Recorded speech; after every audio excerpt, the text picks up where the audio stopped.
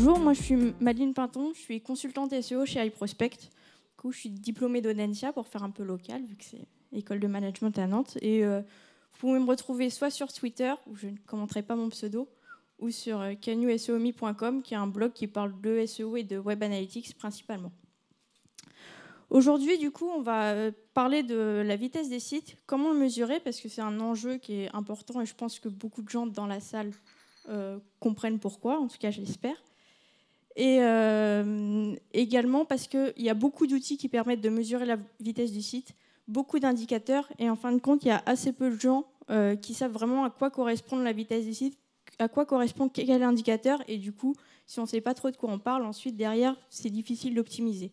Donc le but, c'est vraiment de faire le point sur tous les différents indicateurs pour après savoir mieux les utiliser et par la suite pouvoir travailler justement la vitesse des sites.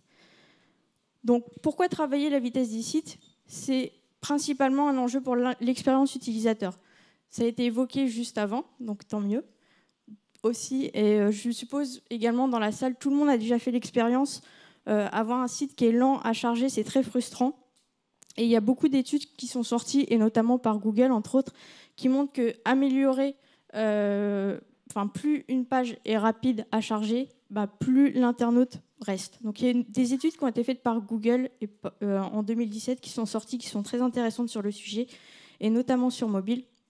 Il y avait d'autres livres blancs qui ont été sortis par des sociétés qui sont spécialisées dans l'optimisation du temps de chargement, entre autres, et qui montrent qu'en réduisant le temps de chargement d'une page, généralement, il y a plus de pages vues, il y a une durée de la visite qui est plus longue, il y a un taux de conversion qui s'améliore nettement, et il y a une baisse du taux de rebond. Donc ça permet vraiment d'améliorer l'expérience utilisateur et d'avoir de meilleurs résultats derrière et faire plus de business.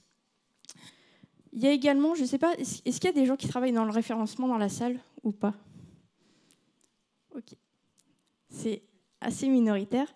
Mais pour ceux qui s'intéressent au SEO ou ceux qui s'intéressent aux actualités également de Google, Google communique énormément sur le temps de chargement et énormément depuis le début d'année. Et ça ne concerne pas que le SEO. Déjà, Google sort également des outils pour les développeurs pour améliorer et mesurer le temps de chargement. Et il y a une première annonce qui a été faite au tout début d'année pour indiquer que PageSpeed Insight maintenant intégrait des vraies données des utilisateurs qui sont issues du rapport d'expérience utilisateur de Chrome. Donc on peut savoir quand on visite une page si la page a mis du temps à charger, etc. Et donc maintenant, en plus d'être un indicateur qui permet de donner une note sur la rapidité, il y a vraiment des pourcentages qui sont vraiment issus de données réelles d'utilisateurs. Donc il y a des informations de plus en plus complémentaires. Autre annonce qui a été faite en début janvier, c'est que maintenant le moteur de recherche Google va passer sur un index mobile. C'est-à-dire que pour classer les pages, il va vraiment partir du contenu mobile, alors que jusqu'à maintenant, il partait du contenu qui était présenté sur les ordinateurs. Pourquoi? Parce que la majorité des gens maintenant utilisent leur téléphone pour aller sur Internet. Donc, ils veulent se baser sur ce que les gens voient principalement, c'est-à-dire les pages mobiles. Et ça va être les pages mobiles qui vont être au cœur pour classer toutes les pages et, en SEO, entre autres. Et l'annonce qu'ils ont faite là-dessus, c'est que le temps de chargement allait être vraiment un critère également de ranking, de classement, donc dans leur index mobile.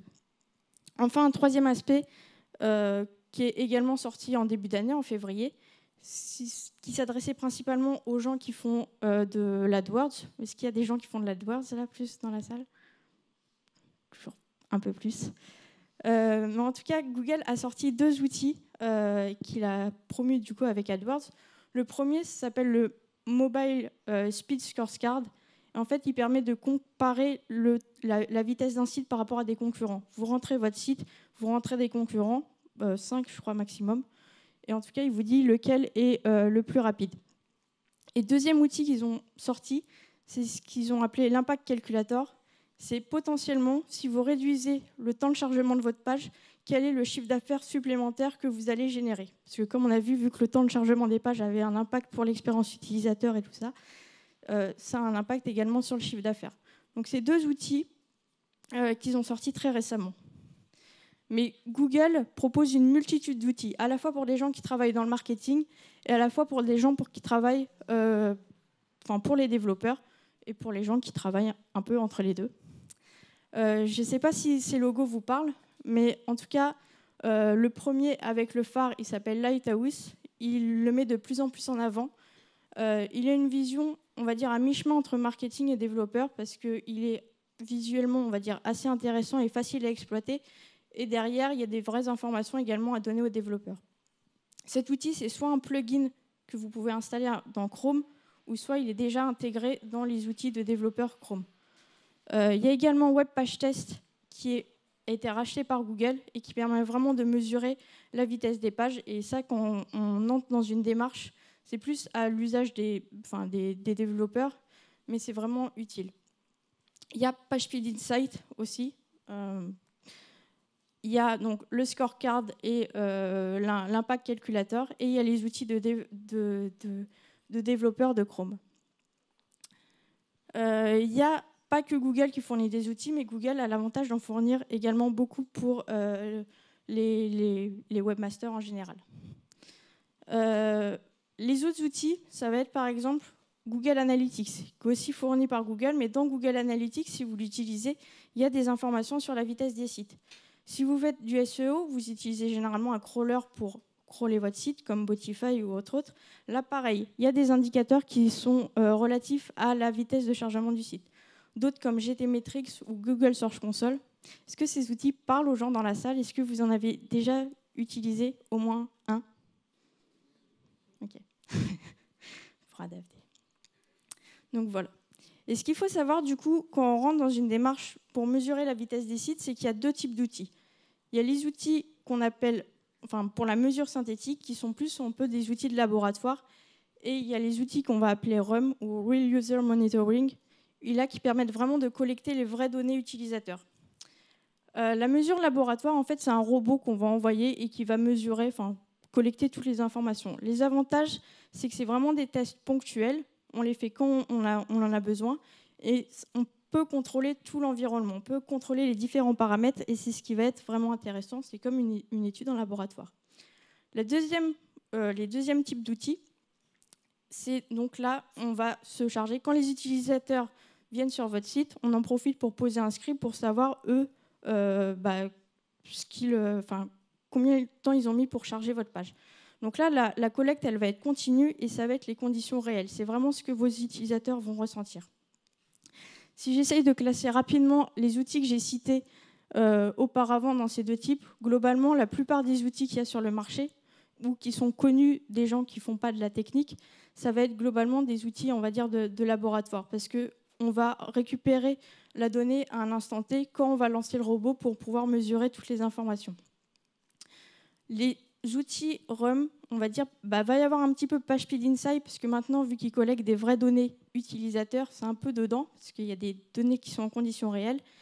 Et on va dire l'outil du pauvre, quand on commence à faire de l'optimisation de site, ça va être Google Analytics, parce que Google Analytics permet de traquer les visites, les visiteurs, et on peut avoir des informations là-dessus.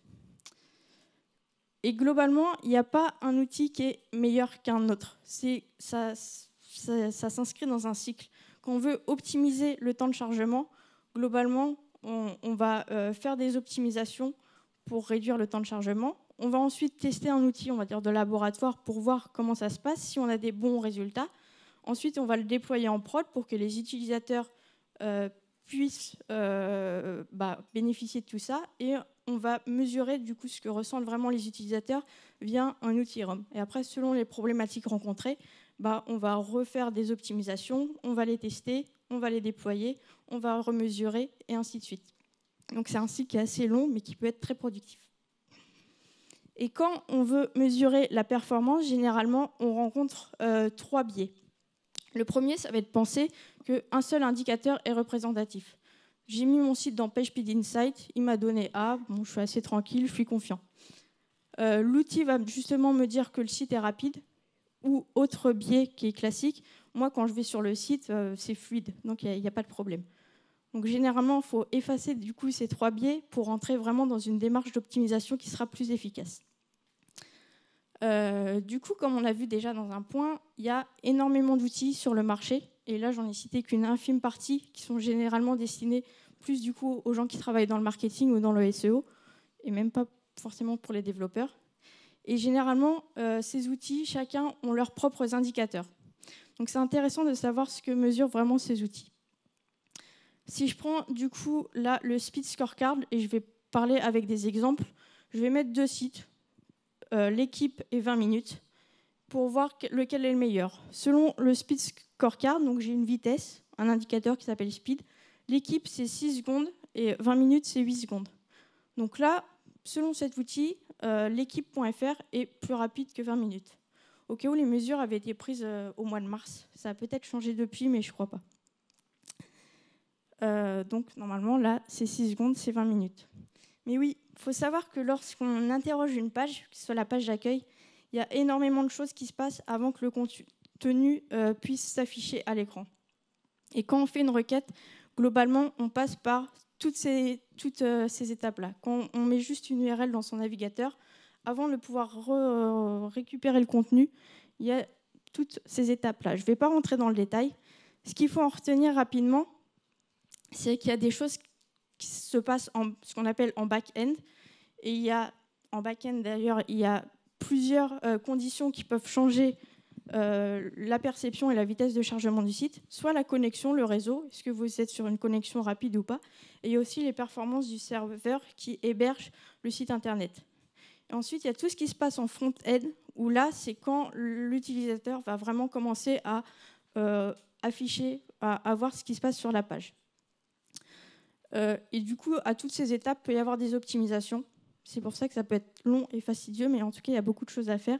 Et c'est pour ça aussi que généralement, aucun indicateur, on fait 2 mesures à 2 moments différents, on n'aura pas les mêmes chiffres, parce qu'il y a vraiment des facteurs qui peuvent varier à tous les niveaux, que ce soit au niveau du réseau, du serveur ou du navigateur. Si vous demandez à afficher votre page sur Firefox ou sur Chrome, vous n'aurez pas non plus les mêmes résultats. C'est pour ça que c'est compliqué. Je ne sais pas si vous avez entendu parler du TTFB, qui est généralement un indicateur qui est utilisé, le Time to First Byte. Dans le schéma que je vous ai dit, du coup, le TTFB, il correspond vraiment à cette étape-là. Généralement, on dit qu'il faut que ça soit inférieur à 200 millisecondes. Dans la réalité, c'est souvent inférieur à 600 millisecondes, mais voilà, il faut se donner des objectifs. Quand on parle du temps de téléchargement qui est disponible dans Google Search Console, le temps de téléchargement, du coup, c'est une fois que la réponse est arrivée. Entre la requête et la réponse, combien de temps il s'est écoulé? C'est ça ce qu'on appelle le temps de chargement. C'est ce qui est à peu près également disponible dans Botify. Mais voilà. Quand on parle de temps de chargement global c'est une fois que l'événement onload est chargé du coup, sur la page, et c'est ce qui est en bout de chaîne. Et enfin, il y a un autre élément qui va être intéressant à connaître, c'est le DOM Content Loaded, où là, la page une fois qu'on l'a atteint, la page est quasiment affichée. Donc ça va être un élément qui va être intéressant d'analyser également. Là, si je prends toujours l'exemple entre l'équipe et 20 minutes, ça va être un petit peu le fil rouge de cette présentation. Si je mesure les outils, au bout de 3 secondes, selon ces outils-là, il y a une page qui est chargée complètement. À votre avis, c'est laquelle ?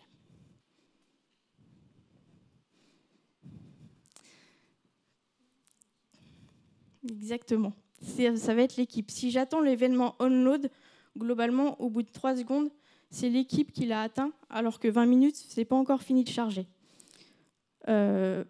Pourtant, pour l'utilisateur, après, on comprendra que normalement, 20 minutes a un peu des meilleurs résultats. Mais là, si je prends vraiment l'événement onload qu'on a vu en bout de chaîne tout à l'heure, c'est-à-dire ici, au bout de 3 secondes, c'était l'équipe qui était chargée. Pourquoi ? Parce que maintenant, en plus, il y a des nouvelles technologies qui utilisent entre autres le JavaScript, où il se passe encore énormément de choses qui modifient l'affichage après que l'événement onload soit chargé. On ne va pas rentrer dans le détail, mais il faut avoir ça également en tête. Là, globalement, si j'utilise un autre outil qui va justement permettre d'avoir les données du rapport d'expérience utilisateur de Chrome, je ne vais pas rentrer dans le détail sur tous les indicateurs ici, mais ce qu'il faut comprendre, c'est que normalement, en moins de 3 secondes, le premier indicateur vert, c'est-à-dire celui ici, là, ça veut dire qu'en moins de 3 secondes, le contenu a commencé à s'afficher. donc pour 17% des utilisateurs, et pour 3% des utilisateurs seulement, pour la page 20 minutes, la page a été complètement chargée. Et si je prends la même chose pour l'équipe, là, il y avait 71% des utilisateurs où le contenu a commencé, on va dire, à s'afficher en moins de 3 secondes, et il y a 64% des utilisateurs où ça a été totalement chargé en 3 secondes. Mais comme on verra plus tard, ce qui est totalement chargé, ce n'est pas forcément ce qui peut être le plus intéressant. Si jamais vous voulez avoir les informations dans Google Analytics, il faut aller du coup dans comportement, vitesse du site et temps de chargement des pages. Et ce qui est important, ce n'est pas le premier onglet explorateur, c'est plus la répartition, où là, vous pouvez voir entre 0 et 1 seconde combien il y a eu de pourcentage de pages vues, etc. Entre 1 et 3 secondes, et vous aurez une meilleure répartition. Et tout à l'heure, quand j'ai cité qu'il y avait plein d'étapes pour charger la page, bah justement, vous pouvez, on voit mal ici, mais sélectionner là, en gros, toutes les étapes qu'il y avait dans le schéma bleu pour savoir ce qui pêche ou ce qui ne pêche pas. Donc, c'est pour ça. Google Analytics, ce n'est pas sa vocation première, mais il fournit quand même des informations, donc autant les exploiter. Je regarde où j'en suis. Donc finalement, oui, quelle page est totalement chargée en 3 secondes? Donc officiellement, c'est l'équipe. Pour l'expérience utilisateur, bah, c'est bien qu'elle soit chargée, mais je ne sais pas trop quand même ce qui se passe. Du coup, maintenant, on ne va pas forcément parler de temps de chargement, mais plus de temps d'affichage. Et il y a des nouveaux indicateurs qui sont sortis, qui interrogent une autre API, mais on ne va pas rentrer dans le détail. Il y a ce qu'on appelle le first paint, qui va être intéressant, parce que là, il commence en gros à se passer quelque chose sur la page. Ce n'est pas forcément du contenu, mais il y a quelque chose qui commence à s'afficher. Le first contentful paint, qui est présent dans PageSpeed Insight et dans d'autres outils de Google, où là, il y a du contenu justement qui commence à s'afficher. Ensuite, il y a le first meaningful paint, où là, c'est du contenu un peu plus intéressant et exploitable qui va être affiché. Et enfin, le dernier, où c'est le time to interactive, où là, la page est vraiment fluide, elle est prête, enfin, on peut vraiment interagir avec elle. Tout a fini de s'afficher et on n'a plus l'impression que ça lag ou que ça rame. Il y a un petit outil donc, qui s'appelait Lighthouse qui permet d'avoir ces indicateurs. Donc, soit vous l'installez, enfin, soit il est présent dans Chrome nativement, ou vous pouvez installer l'add-on. L'avantage d'installer l'add-on, c'est qu'il est plus régulièrement mis à jour que Chrome tout court, donc il y a des nouveautés qui peuvent être présentes. Ça, c'était une ancienne version. Ce qui était intéressant, c'est qu'on voit la timeline, on voit au bout de X secondes ce qui s'affiche vraiment sur la page. Et là, du coup, si j'analysais les résultats entre l'équipe et 20 minutes, on voit que oui, il y a quelque chose qui commence à s'afficher beaucoup plus rapidement sur l'équipe, mais par contre, la page est vraiment entièrement chargée ou a fini de charger. Là, le chiffre, il est beaucoup plus élevé chez l'équipe, parce que là, c'était 37 secondes, alors que ces 20 minutes, on n'était que à 16 secondes, ce qui était quand même mieux. Et la nouvelle version de Lighthouse, pour dire que j'ai mis aussi à jour mes slides par rapport aux dernières nouveautés, ça se présente comme ça. Donc là, pareil, ce qu'on se rend compte, c'est que sur certains indicateurs, l'équipe est un peu meilleure, mais globalement, il y avait un bug à un moment donné, il n'arrivait pas non plus à tout charger, et au final, on n'arrivait pas à avoir la mesure complète sur l'équipe. Donc c'était un peu trop lent, il y avait un time-out, alors que sur 20 minutes, même si les chiffres n'étaient pas forcément les meilleurs, au moins on avait toutes les informations et tout s'affichait. Donc un des enjeux maintenant qui va être intéressant, ça va être justement comment combiner ce qu'on appelle la performance, le temps de chargement et le temps d'affichage. Globalement, ce qu'on a vu, et j'espère que ça a été flagrant avec l'équipe, c'est que le temps de chargement ne reflète pas forcément la perception d'utilisateur. Et nous, ce qu'on veut, c'est les internautes, c'est pouvoir les maintenir sur le site. Et même si des fois la page met longtemps à charger, parce qu'il y a beaucoup d'éléments, faut mieux avoir un affichage progressif. Comme ça, l'internaute se dit « Ah, il se passe quelque chose, j'attends pas pour rien, ça commence à apparaître, donc je vais prendre mon mal en patience. » Il y a beaucoup de... Comment dire, du coup, c'est de la fausse optimisation. On va essayer d'optimiser la perception de l'utilisateur pour qu'il comprenne qu'il a besoin d'attendre. On va faire quelque chose d'autre en attendant. Je ne sais pas s'il y a des gens qui utilisaient la Wii comme console, Nintendo, ou qui ont joué à la Wii. Mais globalement, l'appareil pour charger les jeux, ça mettait du temps à charger. Et du coup, pour faire patienter les internautes, il y avait les rappels, utilisez bien la dragonne, faites de l'espace autour de vous. Et ces écrans permettaient justement également de faire patienter l'internaute avant que le jeu vidéo se charge. Donc ça paraissait innocent, mais ça servait aussi à ça. Et du coup, pour le temps de chargement, faut donner un petit peu à manger à l'internaute pour qu'il comprenne qu'il, certes, il aura besoin d'attendre, mais on va essayer, il faut qu'il prenne un petit peu son mal en patience. Et l'intérêt, du coup, c'est quand, là, un exemple fictif, mais qui est présent dans la documentation de Google quand on commence à s'intéresser sur le temps de chargement, c'est qu'on a 2 pages qui se chargent en 1 seconde et demie, ce qui est pas mal. Et globalement, si on se limitait juste au temps de chargement, là, les 2 pages se chargent en 1 seconde et demie. Pourtant, la première, elle a des meilleurs résultats. Et c'est quel indicateur permettra de montrer que justement, la première page est quand même un peu plus rapide, on a une perception qui est plus rapide. Pour ça, il y a un indicateur qui était sorti par WebPageTest qui s'appelait le speed index. On ne va pas rentrer dans la formule mathématique pour le calculer, on va juste essayer de comprendre le concept. Donc en gros, le speed index il correspond au schéma. En abscisse, il y a le temps de chargement de la page, la durée, et en ordonnée, il y a le en gros, pourcentage d'affichage de la page.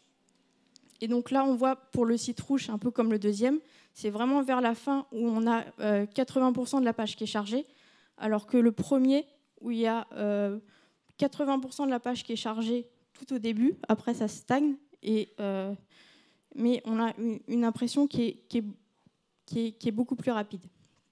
Et en gros, le speed index, ça va être un calcul, je ne sais plus quelle formule mathématique, mais qui va permettre de calculer la surface. Et plus le speed index est petit, meilleur ce sera. Donc en gros, le speed index, oui, j'ai plus le nom en tête, mais voilà. Ça va être la surface inversée, on va dire. Donc généralement, on dit qu'il faut avoir un objectif inférieur à 1000, ce qui, moi, par expérience, me paraît souvent un peu illusoire, mais bon, c'est pareil, il faut se donner des objectifs. Il y a un autre indicateur qui est sorti que Google met un peu plus en avant récemment, c'est le Time to Interactive.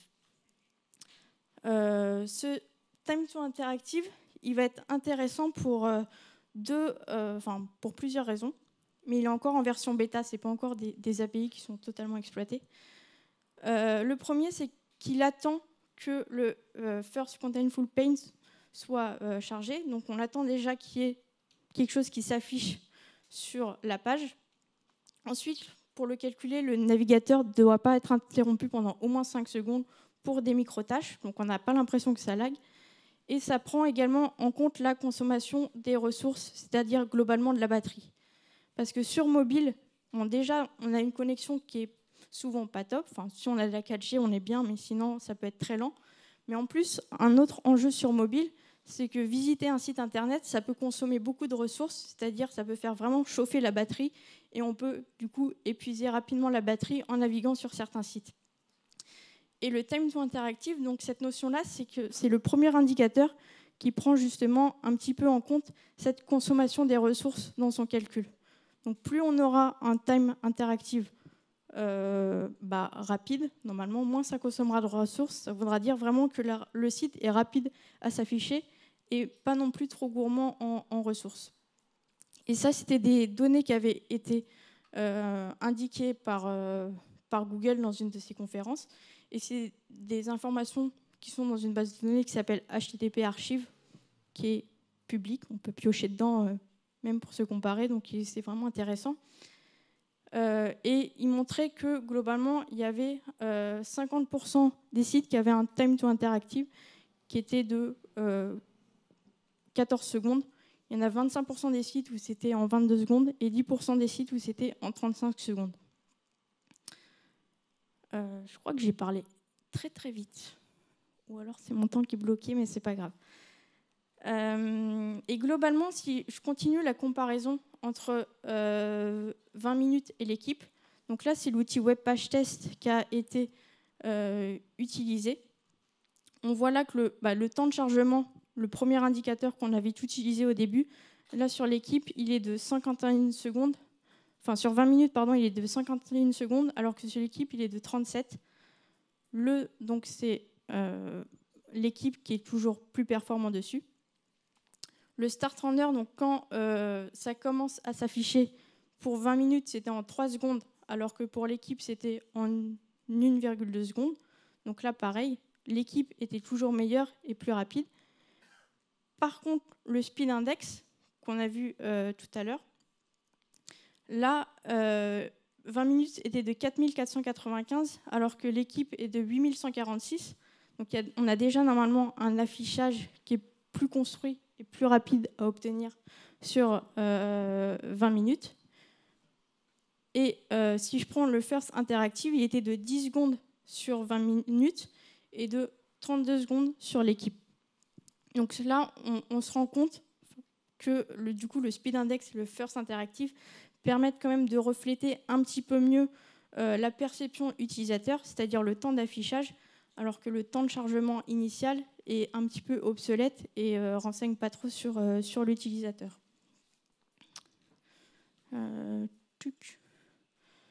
Et globalement, web page test, ça va très peu être les gens du marketing qui vont qui vont devoir l'utiliser. C'est vraiment un outil qui est fait pour les développeurs et qui est très pratique pour ça. Mais globalement, quand on va mesurer les informations, là, il y a d'autres indicateurs qui sont utilisés, donc notamment les consommations de ressources. Et là, c'est où l'équipe va être malin. C'est que pourquoi l'équipe va être plus lent. Pourquoi ? Parce qu'on voit que la troisième ligne, il y a beaucoup de tâches qui sont demandées, de micro-tâches, qui vont être exécutées par le navigateur. Et c'est ce qui fait qu'au final, le temps de chargement ou d'affichage va être vraiment long. Alors que sur 20 minutes, ça va s'arrêter beaucoup plus vite. Par contre, sur la fin, ça redémarre, mais c'est pas grave, parce que pendant au moins 5 secondes, l'internaute aura été tranquille, donc il aura eu le temps de charger sa page. Après, il y a sûrement d'autres pubs, parce que surtout 20 minutes, c'est un site qui est rémunéré par la publicitaire. Il y a d'autres scripts de pub qui vont charger, etc. Mais ça interviendra plus tard dans la navigation. Et donc, ça ne sera pas compté comme, on va dire, la première impression. Du coup, que conclure parmi tout ça ? C'est globalement, ce qu'il faut vraiment avoir en tête, c'est qu'on ne peut pas se limiter à un seul indicateur pour avoir une notion de vitesse du site. Et ça, une des sociétés qui va le dire, justement, par exemple, ça va être Google. Si je prends l'aide de Google sur leur le speed scorecard, ils le disent clairement, justement, quand on essaye de savoir quelle est la vitesse, ils vont du coup mélanger au moins 3 indicateurs, à savoir le FCP, le First Contentful Paint, le DOM Content Loaded, donc là ça veut dire que la page est quasiment affichée, et du coup l'événement onload, qui est quand même traditionnellement est utile, et c'est encore un élément fiable. Mais ils vont vraiment combiner ces 3 indicateurs sur le mobile. Et ensuite, par rapport à Google, pour savoir pourquoi un site est classé, par rapport est meilleur que l'autre dans leur outil. Officiellement, c'est pas en SEO, donc c'est pas pour là, mais ils vont dire que si il y a un indicateur qui est pris tout seul et il y a un site qui a un FCP, donc l'affichage est plus long dans un premier temps et pourtant la page est mieux classée, et c'est normal. Faut pas prendre un indicateur seul, ça n'a vraiment pas de sens. Donc si je reprenais les 3 biais de départ, savoir un seul indicateur est représentatif, l'outil me dit que le site est rapide, et moi quand je vais sur le site, c'est rapide. Globalement, ce qu'il faut plus avoir en tête, c'est, comme je viens de le dire, utiliser plusieurs indicateurs, utiliser également différents types d'outils, donc à la fois les données lab et pourquoi pas Google Analytics pour avoir des premières remontées d'utilisateurs, parce que l'outil est gratuit, généralement on l'utilise déjà pour analyser son audience, donc apprendre à également exploiter cette source d'information. Et pour vraiment mesurer la performance, il faut simuler du coup, surtout quand on est dans les outils lab, différentes conditions, à savoir est-ce qu'on peut simuler un réseau 3G ou est-ce que c'est une connexion avec la fibre ou les choses comme ça. Faut vraiment, on peut même dans les outils parfois simuler les différents types d'appareils, parce que si on utilise un Samsung ou un Motorola, pareil, ils n'auront pas les mêmes ressources, les mêmes machines et les mêmes navigateurs. Donc on peut vraiment mélanger différents types d'outils. Mais en utilisant les données qui viennent de l'utilisateur, on a les conditions réelles, ça correspond à notre cible. Et c'est pour ça que il faut vraiment le faire. Google Analytics, ça va être l'outil du pauvre. Après, il y a d'autres outils qui sont beaucoup plus élaborés là-dessus. Mais en tout cas, c'est un bon début pour entamer cette démarche. Enfin, par rapport à l'expérience utilisateur, les KPI, parce qu'on a vu qu'il y avait énormément d'indicateurs qui étaient présents entre le First Paint, First Contentful Paint. En gros, globalement, il faut se poser quel indicateur est le plus pertinent à quel moment. C'est en gros, est-ce que le serveur a répondu? Donc, est-ce qu'il commence à s'afficher quelque chose? Est-ce que la navigation a démarré sur le site? Si vous voulez juste avoir ces indicateurs, il faut mieux utiliser le First Paint ou mieux le First Contentful Paint. Ensuite, est-ce qu'il y a assez de contenu affiché pour comprendre ma page? Ça va être le First Meaningful Paint. Est-ce que c'est utilisable? Est-ce qu'on peut interagir vraiment avec la page et l'exploiter pleinement? Là, ça va être plus le Time to Interactive. Et après, il y a encore d'autres, ce qu'on appelle les longs tâches, ça intervient encore après, mais on ne va pas aller là-dedans. Et après, ça, c'est les indicateurs qui sont présents par défaut. Tout le monde peut les utiliser. Et du coup, quand vous rentrez vraiment dans une démarche d'optimiser le temps de chargement, vous pouvez après, et ce sera le mieux, c'est-à-dire créer vos propres indicateurs. Par exemple, vous dire, moi, la page, je juge qu'elle est chargée, qu'elle est affichée quand il y a tel bouton qui sera vraiment affiché sur la page. Parce qu'en plus, je veux que les gens cliquent dessus. Donc, c'est quand ce bouton est affiché, pour moi, ça sera pleinement exploitable. Du coup, vous pourrez créer votre propre indicateur pour dire affichage de ce bouton. Et c'est vous, là, ça sera d'autant plus adapté vraiment à vos besoins parce que vous allez créer vos propres indicateurs. Et donc, pour rentrer vraiment dans un cycle d'optimisation de la performance, vraiment, ne pas oublier cette démarche. Essayer d'optimiser, tester déjà via les outils Lab si ça marche bien, s'il y a des résultats, les déployer en prod, remesurer pour avoir le ressenti utilisateur et optimiser de nouveau. Et globalement, j'en ai fini. Il reste 5 minutes. C'est parfait. Merci. Voilà.